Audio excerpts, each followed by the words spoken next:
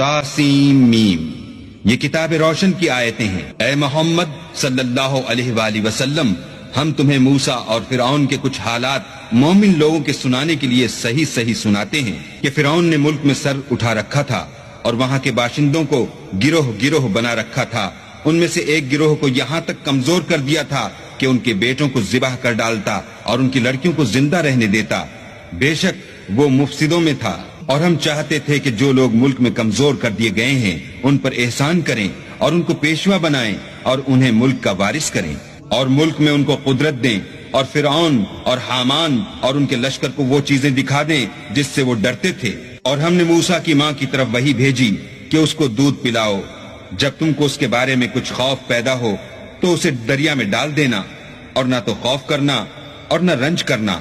ہم اس کو تمہارے پاس واپس پہنچا دیں گے اور پھر اسے پیغمبر بنا دیں گے۔ تو فرعون کے لوگوں نے اس کو اٹھا لیا، اس لیے کہ نتیجہ یہ ہونا تھا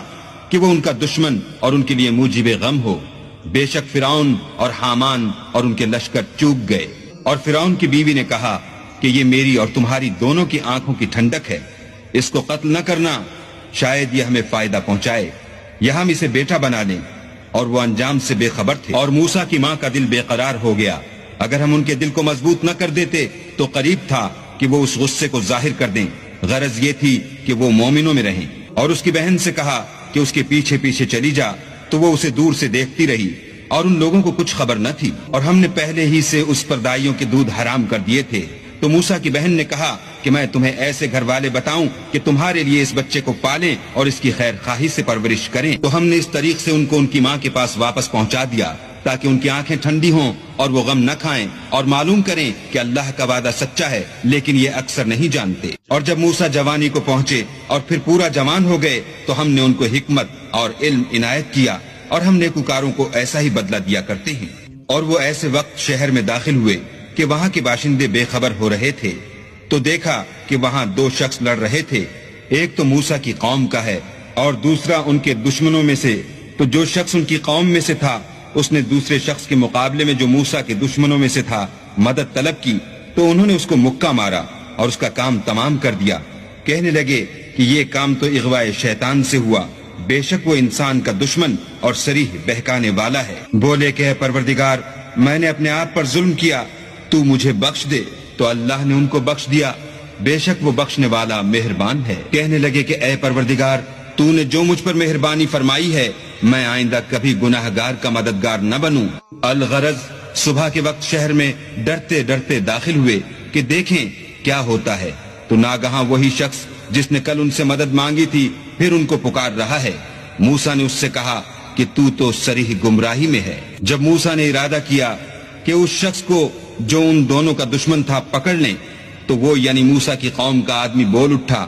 کہ جس طرح تم نے کل ایک شخص کو مار ڈالا تھا اسی طرح چاہتے ہو کہ مجھے بھی مار ڈالو۔ تم تو یہی چاہتے ہو کہ ملک میں ظلم و ستم کرتے پھرو، اور یہ نہیں چاہتے کہ نیکوکاروں میں ہو۔ اور ایک شخص شہر کی پرلی طرف سے دوڑتا ہوا آیا اور بولا کہ موسیٰ شہر کے رئیس تمہارے بارے میں صلاحیں کرتے ہیں کہ تم کو مار ڈالیں، سو تم یہاں سے نکل جاؤ، میں تمہارا خیر خواہ ہوں۔ موسیٰ وہاں سے ڈرتے ڈرتے نکل کھڑے ہوئے کہ دیکھیں کیا ہوتا ہے، اور دعا کرنے لگے کہ اے پروردگار، مجھے ظالم لوگوں سے نجات دے۔ اور جب مدین کی طرف رخ کیا تو کہنے لگے امید ہے کہ میرا پروردگار مجھے سیدھا رستہ بتائے۔ اور جب مدین کے پانی کے مقام پر پہنچے تو دیکھا کہ وہاں لوگ جمع ہو رہے اور اپنے چار پایوں کو پانی پلا رہے ہیں، اور ان کے ایک طرف دو عورتیں اپنی بکریوں کو روکے کھڑی ہیں۔ موسیٰ نے ان سے کہا تمہارا کیا کام ہے؟ وہ بولی کہ جب تک چرواہے اپنے چار پایوں کو لے نہ جائیں ہم پانی نہیں پلا سکتے، اور ہمارے والد بڑی عمر کے بوڑھے ہیں۔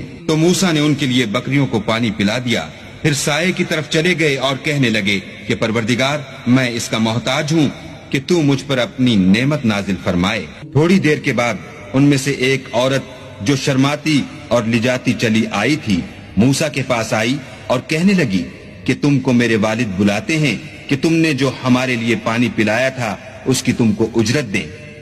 جب وہ ان کے پاس آئے اور ان سے اپنا ماجرا بیان کیا تو انہوں نے کہا کہ کچھ خوف نہ کرو، تم ظالم لوگوں سے ایک لڑکی بولی کہ ابا، ان کو نوکر رکھ لیجئے، کیونکہ بہت بہتر نوکر جو آپ رکھیں وہ ہے جو توانا اور امانت دار ہو۔ انہوں نے موسیٰ سے کہا کہ میں چاہتا ہوں اپنی ان 2 بیٹیوں میں سے ایک کو تم سے بیاہ دوں اس عہد پر کہ تم 8 برس میری خدمت کرو، اور اگر 10 سال پورے کر دو تو وہ تمہاری طرف سے احسان ہے، اور میں تم پر تکلیف ڈالنی نہیں چاہتا، تم مجھے انشاءاللہ نیک لوگوں میں پاؤ گے۔ موسیٰ نے کہا کہ مجھ میں اور آپ میں یہ عہد پختہ ہوا، میں جون سی مدت چاہوں پوری کر دوں، پھر مجھ پر کوئی زیادتی نہ ہو،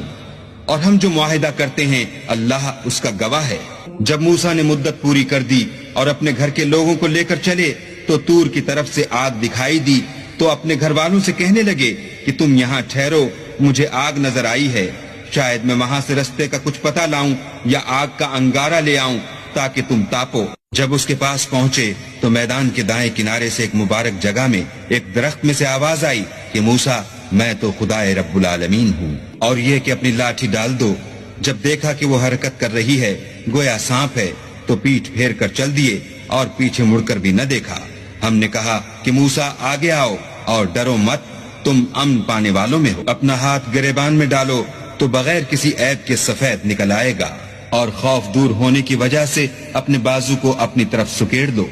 یہ 2 دلیلیں تمہارے پروردگار کی طرف سے ہیں، ان کے ساتھ فرعون اور اس کے درباریوں کے پاس جاؤ کہ وہ نافرمان لوگ ہیں۔ موسیٰ نے کہا اے پروردگار،